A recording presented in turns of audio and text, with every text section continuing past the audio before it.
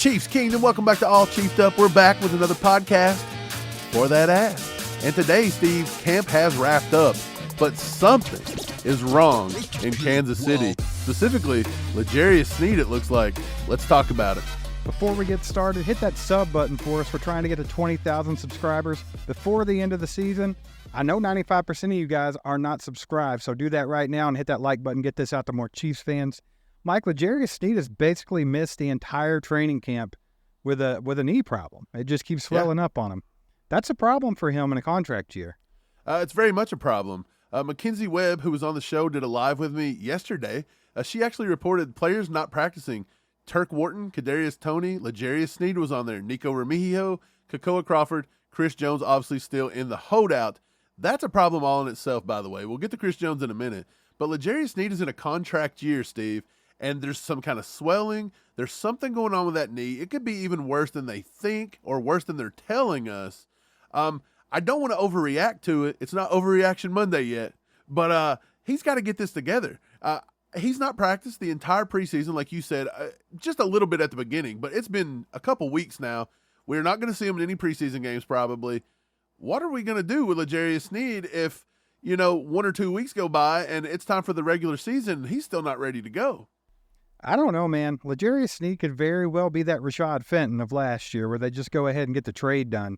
He's on his contract year, and like you said, him not being able to participate, kind of damning to him because he needs to show out this year, especially if he wants to try to get a contract in Kansas City because we don't have a whole lot of money to go around, and I highly doubt they're looking to pay a corner a lot of money, so he's really going to have to ball out, and show himself off to the rest of the league so he can get one of those contracts. But another big problem is Chris Jones still has not reported. He missed the entire training camp. He missed the first preseason game. Is he going to get his ass out there for this game? I highly doubt it. No. And here we are with two of the big pieces of the defense, Chris Jones and L'Jarius Sneed. Neither of them's really done anything. Right. It's been an entire wasted camp for both of them, to be honest. Yeah. I don't know if Chris Jones is going to get back. People ask me, when is he coming back? When is he coming back? I'm not down on the contract. I still think Brett Veach gets it done, but it's very possible that he doesn't even get back but maybe a few days before game number 1 and just misses the entire preseason in its entirety. And he's going to rack up close to $3 million, I think, when it's all said and done if he don't get back in here. I think he's got to get back. L'Jarius Sneed, by the way, still collecting a paycheck, but he's not really helping us at all. I think this is giving a lot of young guys a chance to display themselves. We see Khalif Hallisey. He looked so good the other night against the Saints. We're going to talk about him going forward tomorrow against the Cardinals and that game and what we want to see out of him. But it's just getting a little bit concerning, man. This has been a bad offseason for the Chiefs when it's come to injuries, period, and a bad camp. We started with Kadarius Toney getting injured within 4 minutes. We had Nico Remigio go out. Jody Fortson's already hit the IR. Sneed's had a swollen knee. You name it, it just keeps happening. This has been a bad year for injuries so far.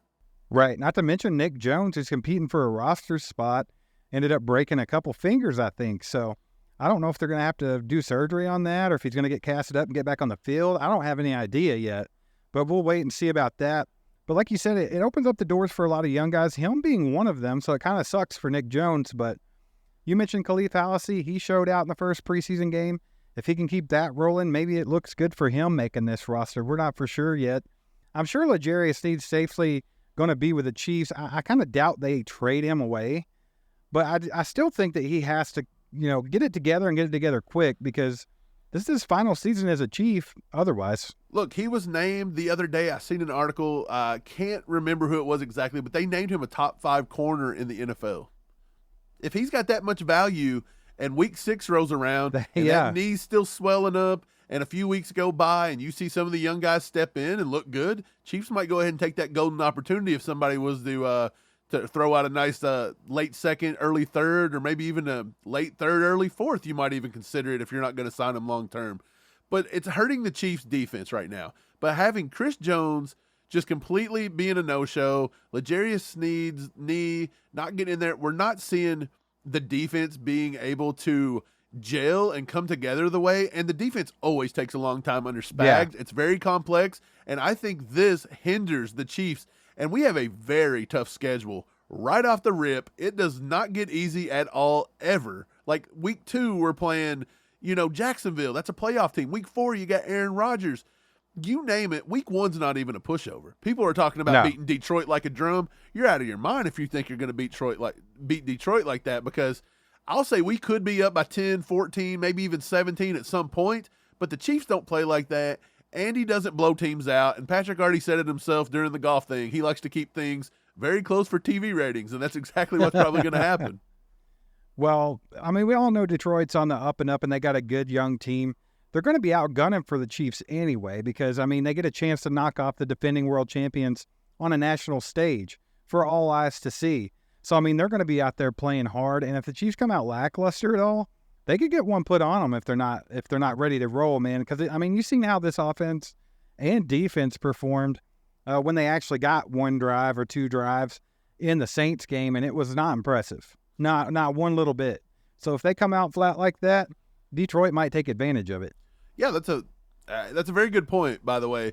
But speaking of more injuries, we didn't even touch on starting camp with Isaiah Pacheco's shoulder and everything. He's been in the yellow jersey the entire time. Right. Speaking of that, though, Deneric Prince got to step up a little bit. But this past week, we seen during camp, during the practices, LaMichael Pirine starting to dig into those snap counts from Deneric Prince, because Pirine can pass block just a little bit better, and he's a little bit more comfortable hitting the hole faster. He don't take those extra steps in the backfield that we seen from Deneric Prince in the Saints game. So do you think that LaMichael Pirine has a chance to push Deneric Prince for that number 4, and they just say, look, Prince is going to go to the practice squad? Do you think that's something, or do you just think that's just a something with Andy trying to get looks at everybody? That's just a little bit of drama getting stirred up there. I don't think that's a thing. Stirring the pot. I think Deneric Prince is going to be on the roster. I think he's going to be the kick returner. We got to see a small sample size of that against the Saints, and people weren't impressed with his kick returning. They said he ran upright, that he didn't cut very well, and things like that. But I think he'll get in the groove, man. I think that's what he's going to be doing most of the year. But the running back room's pretty set, to be honest. I think Pacheco does start week 1, more than likely. That's what he's on pace to do, and you know how he is, man. If he can do it, he's going to do it. But Clyde's going to get the majority of the work. That would be my guess. I think that Clyde's going to get the most carries of anybody in week 1. So just get ready for that one. But other than that, man, I mean, you got Jerick McKinnon, you got Deneric Prince. I think that's how that's going to round up. Yeah, you talked about Prince returning kickoffs. I went back and rewatched some of that film. He really didn't get a fair shake. On one of those returns, a guy just flat out missed a block. I do say he doesn't look very nimble and swift and agile because he's a big guy. When he gets moving, man. But you didn't see a lot of that from Pacheco either on the kickoff returns. He kind of just put his head down and ran straight into people, and that's what happens. That's probably what Dave Tobe kind of wants. Not to mention we got the new kickoff rule. You never know what's going to happen. They could start pooch kicking, squib kicking it. You know what I mean? They might just be taking all sorts of stuff. So I think they want to get some eyes on everybody still. I think the Pirine thing is a no factor when it's all said and done. I still believe they take Deneric Prince over LaMichael Pirine, but it is what it is. Moving on to the wide receivers, we've seen Amir Smith-Marset being injured. We've seen Justin Ross hobble off to the tent the other day, but he did come back and perform, so that was a big nothing burger. Nico Remigio, he's now hurt his shoulder. It's possible they might have to shut him down, put him on IR. You've got Kadarius Toney. Our wide receiver room went from being super abundant and deep to now it's getting kind of razor thin in there. Do you think the wide receiver room is going to struggle to start this season, in your opinion, without Kadarius Toney being out there for the whole preseason getting reps with Patrick Mahomes? Right now, I'm not worried about it yet. I mean, like you said, there's been some injuries here and there. And then Kadarius Toney, I'm not so sure that he's going to be there for week 1 playing. You can't sell that to me completely because I think with his injury history, you have to be careful with it. And why rush him out there when you don't absolutely have to? So I'm not sold on him being there week 1 starting. I'm just not. But I really think that MVS, Sky Moore, they've both looked pretty good in camp. Looks like they've got a lot more chemistry with Mahomes than they had last year. Sky Moore looks more comfortable out there. He's been giving our defense fits at camp, the entire camp. So I'm excited to see what they can do. And then, of course, you got Richie James, who's looked like one of the better wideouts out there. And then, of course, you have Justin Watson, who they've been running with the ones constantly. They love him. He's going to be on the squad. That's all there is to it. But I think Justin Ross has made an argument that he's a lock. Yeah. I mean, this kid when he's out there, he has been performing. He's been living up to the hype, and he just does a lot of things that we could really use in Kansas City. Between him and Rashee Rice, I'm excited to see what they can add to this offense. I'm with you. Speaking of more injuries, you had Jody Fortson going to the IR. So we usually take 4, but it's looking like it's going to be Bushman or they're just going to take 3. Now, I would be down to take 3 if that means 7 is a given on the wide receiver spot. Yeah, same. Because I believe that we have to take 7. You cannot put Justin Ross. He's not going to clear waivers. With Kadarius Toney possibly not coming back week 1, I really like the fact that maybe Justin Watson, MVS, and Sky Moore can hold it down a little bit. In the red zone, you're going to have Rashee Rice. You're going to have Justin Ross stepping up a little bit. And as you said, Richie James is going to be a red zone machine. I feel like he's going to do a lot of what Mecole Hardman used to do. He's going to be that guy. He was actually out there running the same Mecole Hardman plays in practice. So I think that our wide receiver room looks pretty much set. That's the 7 they're going to roll with. I'm still convinced with it. Kakoa Crawford, even Ty Freifogel, they've all had pretty good camps up to now. Amir Smith-Marset, pretty good camp. Nico, pretty good camp. I just don't think they can crack that top 7, and they're probably going to end up on the practice squad. I don't know who they'll take to it, but that's what I think. Going to DBs, still talking about injuries, Sneed, Steve. They just come out today and said Sneed is the one. McDuffie and Williams and Watson are fighting for that number 3 spot. But again, what if Sneed doesn't get on the field? Now it's Williams and Watson and Sneed. Who's going to be those final 2 roster spots? Are you still leaning towards Nick Jones even with the hand injury? And has Khalif Hallisey pushed himself into the conversation now? I think Echo Boy Joe and Khalif Hallisey have pushed themselves into the conversation. I mean, Khalif Hallisey was the one that really showed out in the first preseason game. And you know I love the guy. He's been one of my favorites since the beginning. But I think Echo Boy Joe had a lot of good reps as well. It might not have been as flashy as Khalif, but he still played pretty well. So I think they're both in the conversation. But I think if it were just, if they were to have to cut it down today, which I think this year it's just one cut. I think it's August 29th. They've got to be down to 53 if I'm correct about that.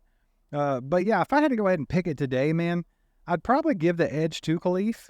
Because why not? I mean, Nick Jones, how many do you think they'll take? 6? I think they took 6 last year. So you're looking at Sneed at 1, Watson, Williams, McDuffie. That's your top 4. So you got 2 spots.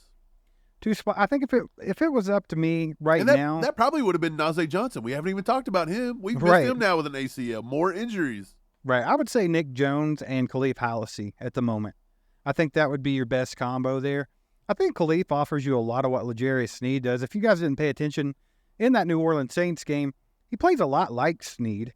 The way he tackles and everything like that, he's a playmaker. He's a ball hawk.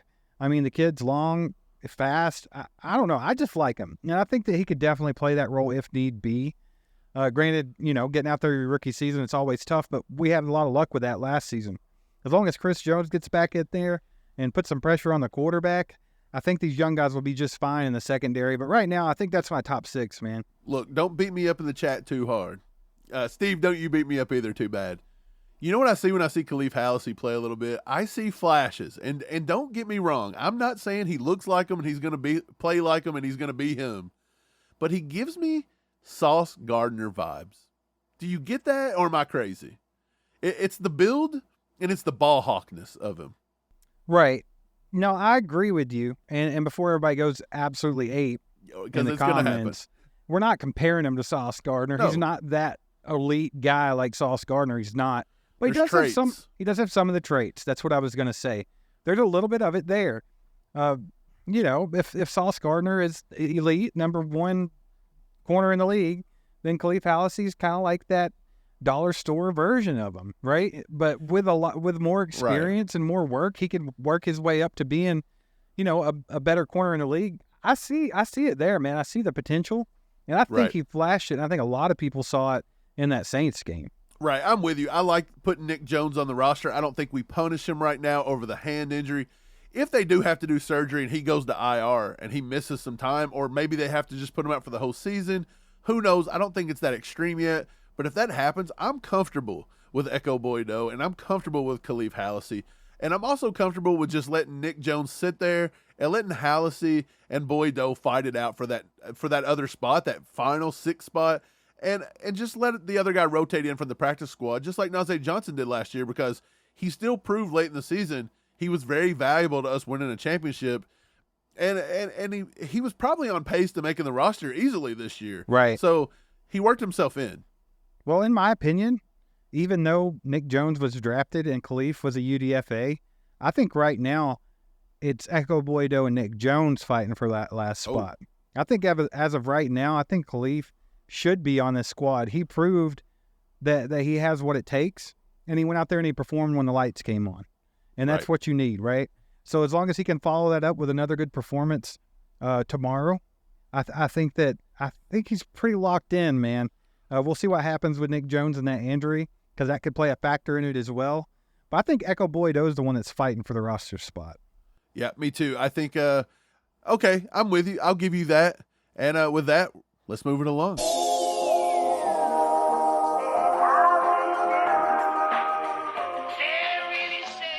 That time's yours. Time is yours, Chiefs Kingdom. Let's see what kind of comments you put in our last video drop, Mike. We got some good ones. We got some slap nuts. Are we going to have to dunk on somebody? Well, before I get going, you know who I want to put up? I want to put this one up. Not a comment on our video, but just a comment in general. Chris Jones came out yesterday when you're seeing this. He said, "Thank you, God." That lit Twitter world on fire, Steve. They thought that he signed. Can't even thank God anymore without everybody going crazy. Right. You can only thank God when you get that $100 million contract. Nobody else in the world can do it. That's what was, that was the common thing today. The sentiment. Isn't Chris Jones just a masterful troll? He's like on Cam level. He's been trolling this entire time. I'm just going to say that right now. All you people that are mad at him and hate him, I'm not happy that he's not been at the entire camp either. Just let me get that out there. Right. I think it was kind of a shady, crappy way to go about things from Chris Jones, but I understand it at the same time. Not a fan of it, but it happened. But he's been trolling you guys. He's trolling. Right. He's a masterful troll. Again, Cam level troll. Appreciate him. Let's move it along. Jubs417 says, thoughts on the Nagy offense. This was in reference to after the Saints game, Steve. What do you think the Nagy offense is going to look like? Because what we've seen against the Saints, you've seen a very vanilla, dumbed down, let's just get the guys with a few snaps. You're going to see more of it this week against the Cardinals on Saturday. What do you think the Nagy offense is going to look like? I'll tell you what, man. I think that it will be an improvement in small, I don't know how to describe this. Like little nuances might be improved. Okay. Because I think that I think the players just like Matt Nagy. And I think that Matt Nagy ran a really good offense back when we had Alex Smith. But I mean, overall, I think it's going to look pretty much like last year's offense. I mean, I'm not throwing shade at Matt Nagy or Eric Bieniemy, but this is the Andy Reid show. It is, it was, it will be, it always will be. So, I mean, I think like I said, there'll be some little nuances here and there. But otherwise, I think it's going to be pretty similar, other than the fact that we have a lot of new players. So I think you might see some different things from Andy. Right. I don't know either of them personally. I don't know what their friendships are or anything like that. But did you get to watch the first episode of HBO Hard Knocks where they were talking about Coach Nathaniel Hackett, who just come from the Broncos, and he was talking about Aaron Rodgers and how they had meshed in Green Bay and that they're just good friends. Right. I kind of get that vibe from Patrick Mahomes and Matt Nagy a little bit, like more of a friend vibe. And I don't know what the relationship was like with Eric Bieniemy, but he seems to come off more as a hard ass, like a do it my way kind of guy. That's what I was getting ready to say, man. I didn't want to interrupt, but that's kind of what I was thinking was, I mean, Eric Bieniemy is just polarizing. Like, I mean, you've seen it over there in Washington. Like, a lot of people, you either hate the guy or you love him. Washington is a group of losers with loser mentality. He did nothing wrong here. He just told them to go to work. If you're grown men getting paid millions of dollars to play football and you cry that your coach is mean to you, right? Practice is too hard and you're making that much money. Shut up. Grow up. Shut up. Grow up. No, man. I think he's really polarized. I think you either like him or you hate him. A lot of players loved Eric Bieniemy. I don't think anybody necessarily hated him, but he can rub people the wrong way. I think Matt Nagy's kind of more chill. I think Matt Nagy's more of a player's coach. He fits more into that Andy Reid style of a coach, right? And Spags even. Right. I think he fits in better than Bieniemy. That's what I was trying to get at. I feel like Nagy's more of like, hey, we can kind of, go off script a little bit. And Bieniemy's like, no, you'll do it my way. And that's how I see it. And it could be totally wrong. This is an outside perspective, but that's just how I see it a little bit. I'm excited to see it. So that's a good question because I've been Mike, I've been saying I wanted Matt Nagy back as offensive coordinator for a year and a half. So I'm excited to see how it works out. Ever since he took the Chicago job. Steve. Okay, KL368 says, can y'all explain why we keeping Justin Watson on this roster? Everyone said his special teams was the reason. Then he played 4 special team snaps. Okay. A lot of people want to know, Justin Watson's mid, this and that. Why are we keeping him? I think people's really going to be asking that question if Andy decides to keep 6 and he boots Justin Ross out the door. There's going to be a riot in Kansas City, Steve. I don't think that's going to happen, but I mean, Justin Watson is definitely going to be on this squad. And the reason why he's going to be on the squad is because they love him. Andy Reid likes him. Patrick Mahomes likes him. I think what it is, man, is it's a guy that's been in the offense for a year now. He knows the offense. They liked him last year. They trust him. Mahomes trusts him. He'll throw him some balls when he needs it. Is Justin Watson to the wide receiver room what Chad Henne and Blaine Gabbert is to the QB room? Just a solid. I get where you're going with that. Can go out there and do it. I get where you're going with that. I think that's what it is with him. It's like, hey, maybe there's some young guys that haven't proven themselves, like Justin Ross, right? With all the talent in the world. Right. You get out to the season and maybe things just aren't clicking one game here or there, whatever's going on. Or maybe Richie just hasn't got into the offense all the way, so he's struggling a game. I think that's what Justin Watson is. Like, they know they can put him out there and he's just going to be solid. Yes, we can call him mid, and I'm not going to get mad at anybody that calls him mid because, I mean, it's a pretty good description for Justin Watson, to be quite honest about it. But he's not bad. That doesn't mean that he's a bad receiver. I mean, he's going to come in and do his job. Yeah, I totally agree. I think he brings a little bit of stability, a little bit of veteran leadership in a room that's not very veteran. Let's be honest. MVS is your main guy. Everybody else is rookies, second-year players. Even Kadarius Toney going into his 3rd year now. He's played less games than the rest of them. Right. He's played enough games to only count as a rookie probably when it's all said and done. So right. I think that's what it offers. He is like the stabilizing, hey, we need this, go out there, and they can trust him. He can also do special teams. You weren't going to see a lot of first-teamers running special teams against the Saints. I get it. And I don't think they want to hurt Justin Watson, by the way. I think he's already made the roster. I don't think they need to see nothing more from him. I don't think they're going to spend any time with him out there. They're going to let the young guys battle that out. Moving along, Mike, I'm just going to call him Mike. He says, does anyone know if Arizona has fixed the poor field conditions, Steve? The Cardinals are coming up on Saturday. We're going to get to that in a little bit, but people are freaking out because Andy Reid come out today in his presser, and he said that he plans on playing his starters the first half. That includes Mahomes, an entire half. And everybody's saying, look, we watched that game against the Broncos last week, and that field was trash. Has it gotten any better? Andy said they monitor that. People can cut on it, and he knows that injuries are part of the preseason, but this is what he's doing. Steve, are you concerned about that a little bit? There's a couple of things I want to say on this. Yeah, it can be concerning. I mean, last year, actually, I think the turf that was in the Super Bowl was different than the turf in week 1. I think they had like a special one for the Super Bowl, and it was crap too, if I'm not mistaken. Did they not have a whole different one that they rolled in? Yeah, I thought so, but you have to think back last year in week 1, that's why Butker had such a rough season. And Tommy Townsend took the brunt of that, even though the reason was that he had a freaking ankle sprain. Butker had an ankle sprain that he sustained in Arizona in week 1 because of the bad field conditions. So, yeah, I think that you can be concerned about it. There's no reason not to be. But something else I'd like to bring up, Andy Reid says he's going to play the starters for a whole half. Last game, he said he was going to play the starters for a quarter. So does that mean they're going to play 2 drives this game? Well, this is the thing. I think they're going to play until Andy feels as though they executed properly.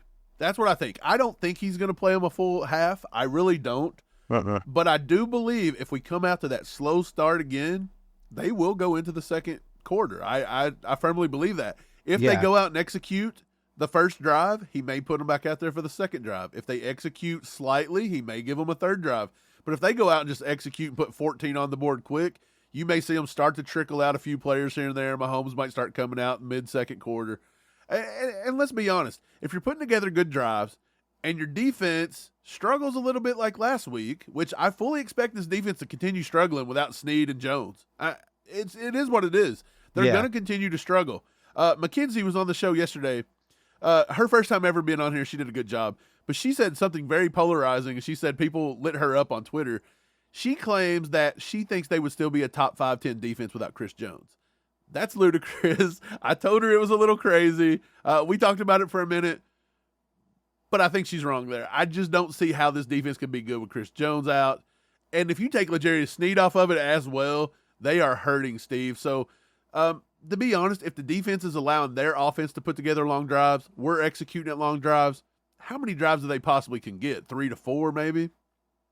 Well, my thing is I know people don't want to see the starters out there too much because of the injury risk. But that's just part of the game. Right. The fact of the matter is, this is a new offense. I mean, if you put it all together, it's basically a new offense. And I'm not saying that because it's different coaches or anything like that. Because I think Nagy, like I said, it's the Andy Reid show. So it's not like it's completely different.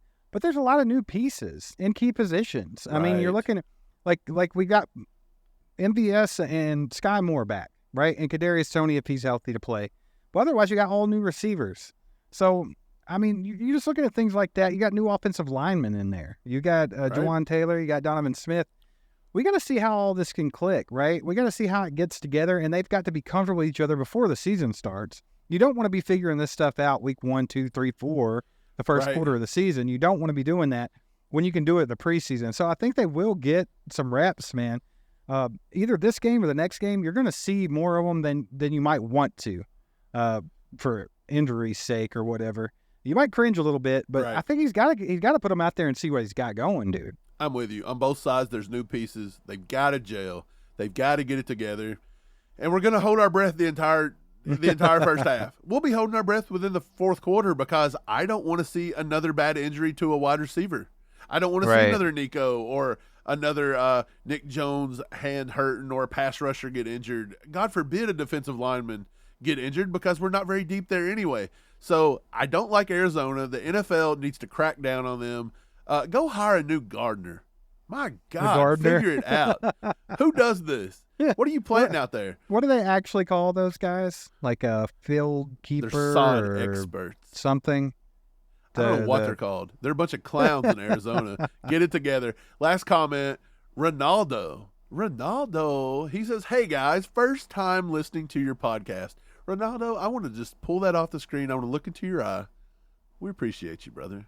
Yeah, thanks, Ronaldo. Okay, let's get back to it.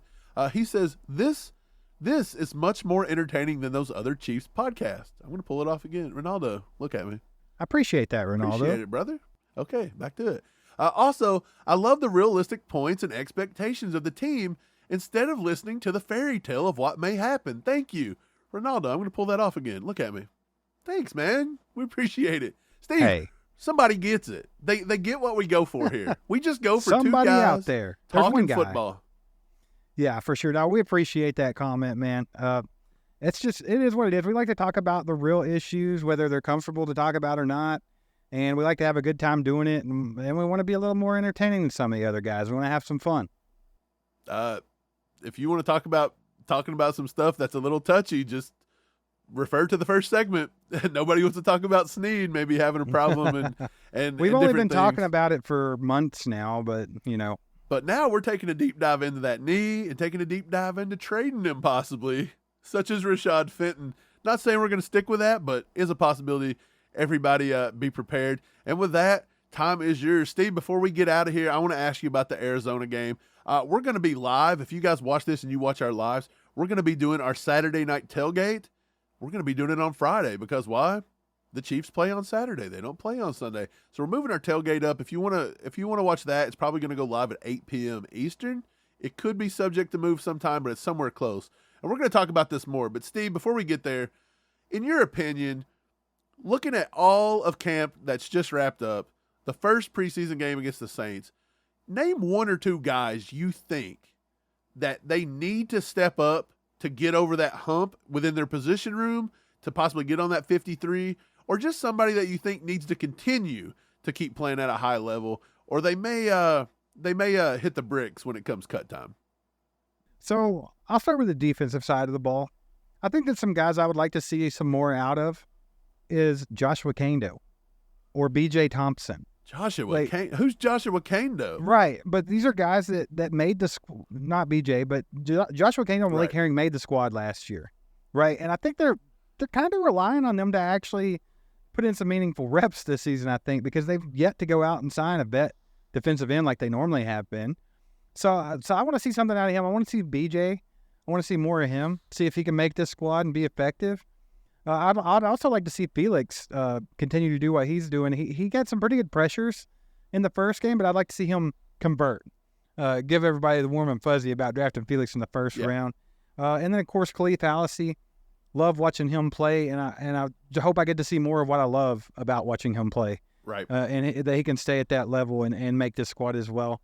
The offensive side of the ball, man, with Nico being out with the injury, like we've talked about earlier, I feel like the wide receivers, you pretty much know who your top 7 are, 100%. Right. Like I don't think there's anybody. No question anymore. I don't feel like Kakoa or Freifogel or even Amir Smith-Marset, I don't think they're going to be able to do enough to pass that top 7. I know Ty Scott's even had some really good reps at camp, but I mean, I don't think so, man. I think we know who the top 7 are, and if they take 7, we know who they're going to be. I would like to see a little bit more out of Noah Gray because I'm really expecting him to take over that Kelsey role eventually. Because I think sometimes when Noah gets the ball, man, he looks like Travis Kelsey after the catch. He's got that little swag. He's got that little shimmy going. I think that he can take that next step, and I know there's a lot of people that doubt Noah Gray. You said he had that shimmy. Yeah. Why no shimmy, Jimmy? Why no shimmy, Jimmy? No, but for real, I'd like to see him have a good game, man. I hear you. I'm going to go back to your defensive players that you said. I'm right there with you. I think the defensive line is pretty much set. And this is weird to say, but for me, I believe that it's pretty much set along the battles with defensive ends, and I believe the two that's fighting after going back and watching the Saints game, we were a little unfair the other day. We said Malik Herring didn't show much. When I went back and watched it again, I thought Malik Herring played some good snaps. When they kicked him down inside to the defensive tackle, he almost got to Jake Haener a few times, and he looked pretty good. To me, the one guy that didn't show up, as you said, was Joshua Kando. I want to see Kando or B.J. Thompson take that last defensive end spot. That's what I want to see. I want to see that. Felix, he's going to be fine. Felix showed flashes the other day. I went back and watched Felix again. Keandre Colburn looked pretty good. He looked swift. He's going to be fine. I thought Danny Shelton won a lot of stuff. So Danny Shelton on the interior, he's got a chance to make this team. Danny Weiss is one that kind of stay low. Danny effing Weiss. Yeah, they're just all after him this week, man, when we were at Joe camp, Colin was not a fan of Danny Wise. So that's who I want to see. The Danny Wises, the B.J. Thompsons, you guys got to step forward and take these roster spots here because there's only a few on that defensive line. There might be 2 that's available. Go get them because we know Chris Jones is coming back. You're not getting that spot. He's going to be here. With linebackers, I'd love to see more. I mean, we know who the linebackers are going to be, let's be honest. But I want to continue to see Leo take that step forward. And I thought he looked really good against the Saints. He looked like he played more free. I'll let you cover the corners. You were spot on with the corners. The safeties, I'd like to see Chamari Connor continue to step up a little bit. I want to see if Deion Bush can do something to prove that he needs to be on the team. That still remains to be seen. And then moving over to the offense, I'm with you. You know your running backs are basically set. Your quarterbacks are definitely set. I mean, Michelle's going to be 3 and Gabbard's going to be 2. That's just the way it's going to be. Yeah. Oladokin is gone. I'm sorry. I like the kid, but he's going to be on the practice squad probably. So I think what I want to see with the offense, you covered Noah Gray, and I'm fine with it. Gray and Bushman. I want to see the offensive line. I want to see more from Kennard. I want to see Kennard pancake somebody. I want to see more from Wanye. I want to see more from Prince Tega. Maybe even Caliendo. Is Caliendo going to push to make this team? What's Niang going to do? I'm so tired of talking about Lucas Niang. Is he going to put up or shut up? Like, I'm fine with it if he'll come play. He just got to convince me. So that's what I want to see. I think I want to see the trenches. Let's just get down to it. This is a bad field. The Eagles played on this field. They cried about it all offseason. Let's see if our guys can figure it out. But I think that's where I'm at with it, Steve. Yeah, I would agree. But, yeah, we'll dive more into that on our live right before the game. We'll do it Friday night. It's going to be the Friday night tailgate. So the Saturday night tailgate. 8 p.m. Eastern Standard Time. So that's 7 p.m. for you Central Time people. Make sure that you guys catch that. We'll talk way more about this game coming up. And thanks for subscribing and hitting that bell. We'll see you next time. Chiefs. was a sight for my soul.